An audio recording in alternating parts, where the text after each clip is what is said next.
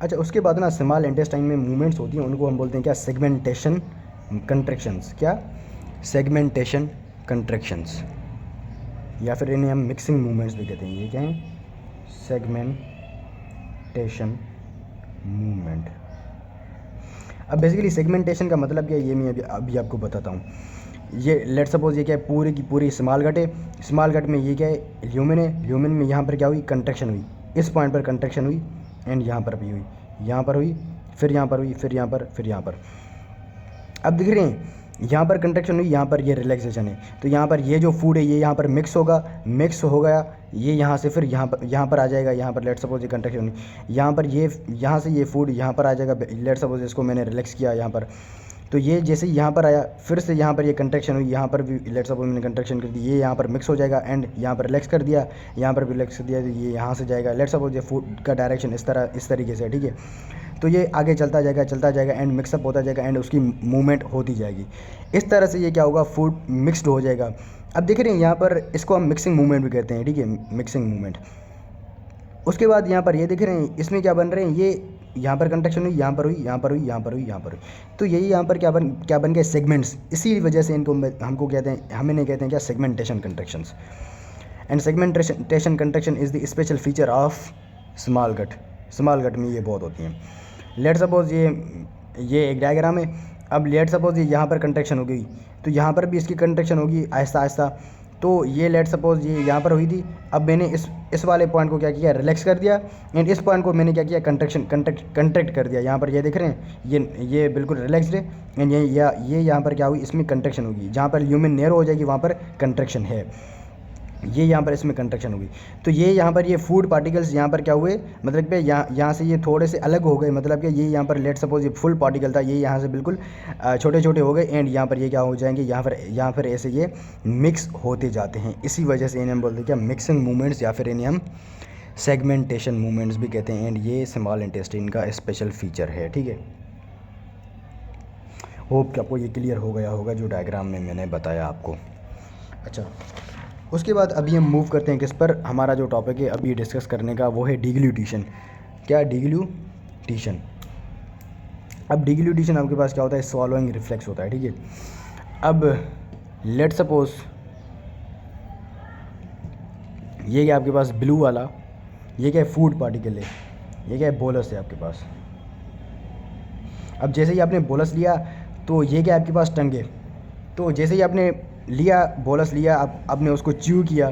Chew करने के बाद जैसे ही आपने बेसिकली बोलस आपने लिया, तो आपके पास होगा क्या, यहाँ पर ना, यहाँ पर एक च्यूइंग रिफ्लेक्स होता है। बेसिकली जब आप बोलस लेना चाहते हैं, मतलब क्या, जैसे ही आप जो है ना खाना हाथ में लिया, कोई भी लुकमा लिया, जैसे आप मुंह की तरफ करते हैं, तो यहाँ पर आप क्या करते हैं, ये जो लोअर जा है, लोअर जा को डिप्रेस करते हैं। ये यहाँ पर लोअर जा डिप्रेस हो जाएगी, एंड अपर जा थोड़ी सी अपवर्ड हो जाएगी, ठीक है। तो ये जैसे ही अपवर्ड एंड लोअर जा डाउनवर्ड जाएगी, अपर जा थोड़ी सी अपवर्ड, तो यहाँ पर होगा कि ये जो मसल्स ऑफ मास्टिकेशन ये इनहिबिट हो जाते हैं। यहाँ पर मसल्स ऑफ मास्टिकेशन यहाँ पर क्या हो जाते हैं, इनहिबिट हो जाते हैं। तो जैसे ही आपने मुंह में बोलस लिया, तो यहाँ पर आप क्या करेंगे, फिर से जैसे ही यहाँ पर बोलस आपने लिया, तो यहाँ पर ये आप क्या करेंगे, फिर से ये जो लोअर जा डाउनवर्ड थी, इसको आप जो है ना अपवर्ड करेंगे। अपर जा अपवर्ड थी, तो इसको जो है ना डाउनवर्ड करेंगे। यहाँ पर ये क्या हो जाएगा, फिर आप इसको च्यू करना इसको स्टार्ट करेंगे। इस पूरे को हम कहते हैं क्या, च्यूइंग रिफ्लेक्स। अच्छा, इसको मैंने यहाँ पर लिख दिया है, बोलस इन हैंड, आपने माउथ में लिया। यहाँ पर बेसिकली जैसे ही आप माउथ में लेते हैं, तो यहाँ पर मसल्स ऑफ मास्टिकेशन इनहिबिटेड हो जाते हैं, ठीक है, बिकॉज आपने लोअर जा को डिप्रेस किया हुआ है। लोअर जा will depressed, it illicit stretch reflex. जैसे ही आप लोअर जा को नीचे करेंगे, आप फील करके देखेंगे, तो आपके पास ना मसल क्या होते हैं, स्ट्रेच होते हैं। तो this stretch of muscle stimulate the muscle contraction. इसको हम कहते हैं क्या, रीबाउंड कंट्रैक्शन। यहाँ पर मैंने मसल कंट्रैक्शन लिखी है, बेसिकली यहाँ पर होगा रीबाउंड कंट्रैक्शन। जैसे ही रीबाउंड कंट्रैक्शन हुआ, आप च्यू करेंगे, एंड दिस रिफ्लेक्स जो है ना आपके पास जो है ना repeated again and again in this cycle, ठीक है। ये आपके पास क्या है, this is the chewing reflex, this is called chewing reflex. Hope कि आपको ये क्लियर हो गया होगा। उसके बाद जैसे ही आपने इसको च्यू किया, च्यू करने के बाद ये जैसे ही आपके पास टंग पर आया, तो ये टंग क्या करेगी, इसको टंग ना मूव करेगी अपवर्ड एंड बैक जो है ना क्या करेगी, ओ सॉरी, टंग यहाँ पर क्या होगी, एलिवेट होगी। एलिवेट होने के बाद ये क्या करेगी, पुश करेगी बोलस को टुवर्ड्स द पोस्टीरियर।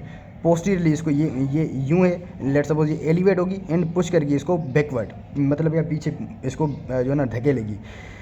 ये क्या करेगी टंग, इसको tongue will be elevate and move the bolus posteriorly, ताकि ये अपनी मकाम तक पहुँचे। ठीक है, ये जिस तरह से मैं बता रहा हूँ ऐसे ही एग्जाम्स में पूछ रहे हैं ये। अब जैसे ही लेट सपोज ये टंग पर आ गई, टंग में भाई सेंसेशंस होती है ना, तो यहाँ से ये नर्व्स हैं, ये नर्व यहाँ से लेके जाएगी, ये आपके पास ब्रेन में आ गई। तो ये यहाँ पर ये ना आपके पास क्या करेंगी, स्वॉलोइंग सेंटर होता है ये, लेट सपोज ये स्वॉलोइंग सेंटर है, ये इसको एक्टिवेट करेंगी, ये इसको एक्टिवेट करेंगी। और जैसे ही स्वॉलोइंग सेंटर एक्टिवेट हुआ तो यहाँ से ना इफ्रंट फाइबर्स जाएंगे, इफ्रंट नर्व्स जाती हैं, जो मतलब क्या पूरे के पूरे इस जो है ना खाने को, जब कोई भी बंदा खाना खा रहा होता है तो उसको इस तरह से कंट्रोल करती हैं, जैसे मैं अभी बताऊंगा आपको। एक नर्व आती है आपके पास क्या, फिफ्थ नर्व। दूसरी आती है आपके पास क्या, ninth nerve, 10th nerve and 12th nerve.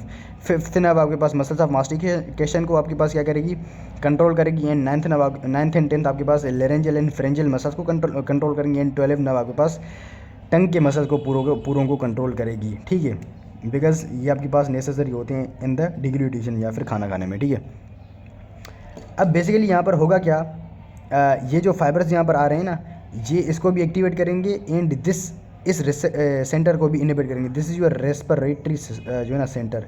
आपके पास DRG VRG यहाँ पर होते हैं ना, जो है ना एपनियोस्टिक सेंटर, न्यूमोटेक्टिक सेंटर, इनको इनिबिट करेंगे यहाँ पर। ठीक है, तो रेस्पिरेशन इस तरह से इनिबिट होती है।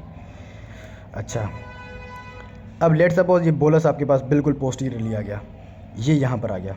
अब जैसे ही ये पोस्टीरियर आ गया तो ये नेज़ोफेरिंक्स में भी जा सकता है, लैरिंग्स में भी जा सकता है एंड ईसोफेगस में भी जा सकता है। तो हमें इसको ईसोफेगस में लाना है, तो ईसोफेगस में कैसे लाना है वो मैं अभी आपको बताऊंगा। अब जैसे ही ये नर्व्स यहाँ पर आई, ये नर्व्स यहाँ से फाइबर्स लाएंगी, तो इनमें से ना नर्व्स ये क्या करेंगी, दिस इज़ योर यूव्यूला। ये यूव्यूला की नॉर्मल पोजीशन होती है। तो ये ना बोलस यहाँ से नेज़ोफेरिंक्स में जा सकता है, मतलब क्या नेज़ल पैसेज में जा सकता है यहाँ से, मतलब क्या नोज़ की तरफ जा सकता है। लेकिन यहाँ पर होगा क्या, ये नर्व्स क्या करेंगी, इसको अपवर्ड एंड बैकवर्ड करेंगी, मतलब क्या ये फिर इसकी ये वाली पोजीशन आ जाएगी, ये इसकी पोजीशन आ जाएगी। अब ये बोलस यहाँ से नहीं जा पाएगा। अब ये यहाँ जाएगा, यहाँ से यहाँ तो रास्ता बंद है, यहाँ से फिर वापस आ जाएगा। ये वापस आने के बाद ये यहाँ जाने की कोशिश करेगा। अब ये यहाँ जाने की जैसे ही कोशिश करेगा तो यहाँ भी ना नर्व्स ने कुछ अलग ही सिस्टम किया हुआ होता है। ये क्या आपके पास एपिग्लोटिस है, ये क्या एपिग्लोटिस है, एंड ये क्या आपके पास वोकल कॉर्ड्स हैं, ये क्या आपके पास वोकल कॉर्ड्स हैं। तो ये यहाँ पर वोकल कॉर्ड्स हैं, यहाँ पर क्या होंगे, क्लोज हो जाएंगे। ये वोकल कॉर्ड्स यहाँ पर क्या होंगे, क्लोज हो जाएंगे, ये क्लोज हो जाएंगे। एंड दिस एपिग्लोटिस, ये इसकी नॉर्मल पोजीशन होती है, ये फिर यहाँ पर बिल्कुल नीचे आ जाएगा, ये यहाँ नीचे आ जाएगा। एंड जो है ना ये जैसे ही नीचे आएगा ये ब्लॉक करेगा किसको, लेरेंजियल पैसेज को। जैसे ही लेरेंजियल पैसेज आपके पास बंद हो गया तो ये बोलस ना यहाँ से फिर इस डायरेक्शन में शिफ्ट होगा। देखिएगा यार यहाँ भी रास्ता बंद है, तो ये इसका रास्ता एक ही बच गया और फिर वो अपने जो है ना मकाम तक मतलब क्या सही मकाम तक ऐसे पहुंचता है। ठीक है, जो हम खाना खाते हैं हमें पता भी नहीं चल रहा होता। अब ये आ गया आपके पास क्या, जो है ना ईसोफेगस में। ईसोफेगस के पहले जो है ना ये आपके पास यहाँ पर जैसे ही आया, यहाँ से फेरेंक्स के मसल्स ना आपके पास क्या होंगे, जो है ना स्टिमुलेट होंगे। फेरेंजियल मसल्स जैसे ही स्टिमुलेट हुए तो यहाँ पर ना ये फेरेंजियल मसल्स हैं, लेट सपोज ये फेरेंजियल मसल्स यहाँ पर कंट्रैक्ट करेंगे एंड ये इस बोलस को यहाँ से ईसोफेगस से मूव कराएंगे। ये मैं आपको बाद में बताता हूँ, पहले इसको देखें। जैसे ही ये आपके पास फेरिंग्स में से ईसोफेगस में आएगा, यहाँ पर क्या होता है, upper oesophageal sphincter. This upper oesophageal sphincter should be relaxed अगर आपने फूड को मूव करवाना है यहाँ से फेरिंग्स के आपके पास ईसोफेगस में। तो ये नॉर्मली कंस्ट्रिक्टेड होता है, इसको क्या करना है, आपने रिलैक्स करना है। जैसे ये रिलैक्स होगा तो यहाँ से जगह बन जाएगी एंड ये यहाँ से मूव करेगा एंड ये यहाँ पर आ गया। अब यहाँ से ये जो मसल्स कंट्रैक्ट करेंगे, ये मसल्स यहाँ पर क्या करते हैं, पेरिस्टालसिस आपके पास फेरिंग्स से ही आपके पास जनरेट होती है and this peristalsis is called primary peristalsis. Basically this peristalsis is due to the contraction of the pharynx. ये आपके पास फेरिंग्स में से ईसोफेगस तक आती है, इवन स्टमक में भी चली जाती है, स्टमक में भी ये अपना काम करती है, ठीक है। अच्छा, अब देखें ये यहाँ पर आ गया, ये लोअर ईसोफेजियल स्फिंक्टर है, लोअर ईसोफेजियल स्फिंक्टर। अब लोअर ईसोफेजियल स्फिंक्टर भी आपके पास नॉर्मली इसी की तरह ये नॉर्मली कंस्ट्रक्टेड होता है, इसको हमने रिलैक्स किया था, अब इसको भी हमने रिलैक्स करना होता है। दिस जो है ना lower oesophageal sphincter is under control of myenteric plexus. क्या मायोन्टेरिक प्लेक्सस इसको कंट्रोल करता है। मायोन्टेरिक प्लेक्सस आपके पास उसके असेंडिंग न्यूरॉन क्या कर रहे थे, रिलीज कर रहे थे ना VIP and nitric oxide. This VIP and nitric oxide will inhibit this constricted lower oesophageal sphincter. अब इसकी कंस्ट्रक्शन जब इनहिबिट हो जाएगी तो ये यहाँ पर क्या हो जाएगा, रिलैक्स हो जाएगा। जैसे रिलैक्स हुआ तो ये फूड का पार्टिकल आपके पास अंदर आ जाएगा, ठीक है।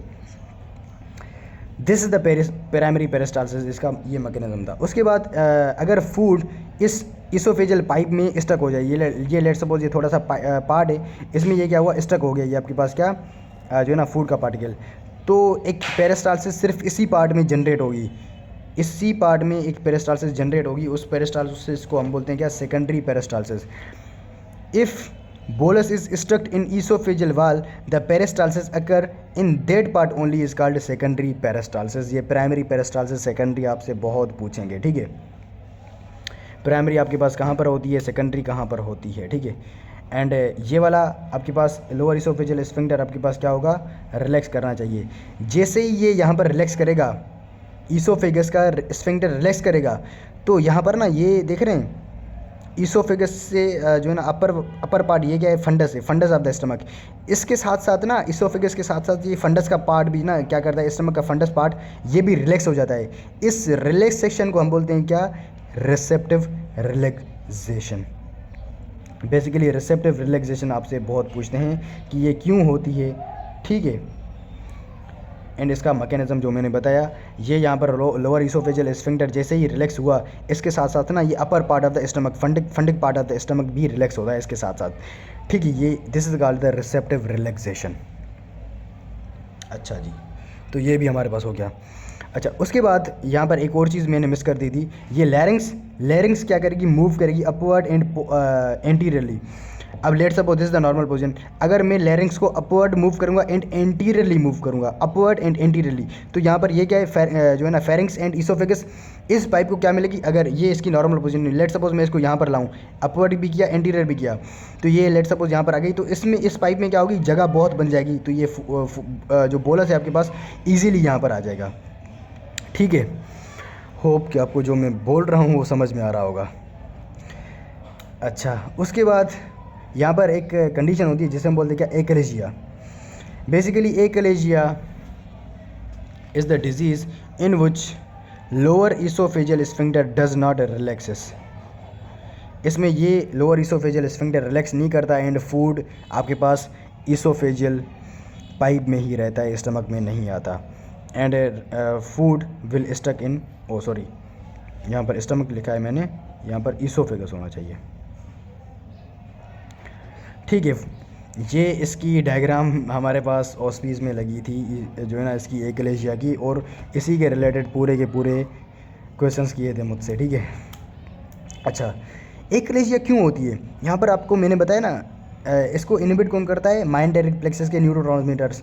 यहाँ पर क्या होगा, myenteric plexus is damaged due to the dysfunction of myenteric plexus, dysfunction of myenteric plexus. यहाँ पर एक बैक्टीरिया होता है जो इस मायोन्टेरिक प्लेक्सस के न्यूरॉन्स को डिस्ट्रॉय करता है। उस जो है ना बैक्टीरिया का नाम है आपके पास क्या, ट्राइपेनोसोमा क्रूजी। क्या, ये बैक्टीरिया आप याद नहीं कर रहा, ट्राइपेनोसोमा क्रूजी।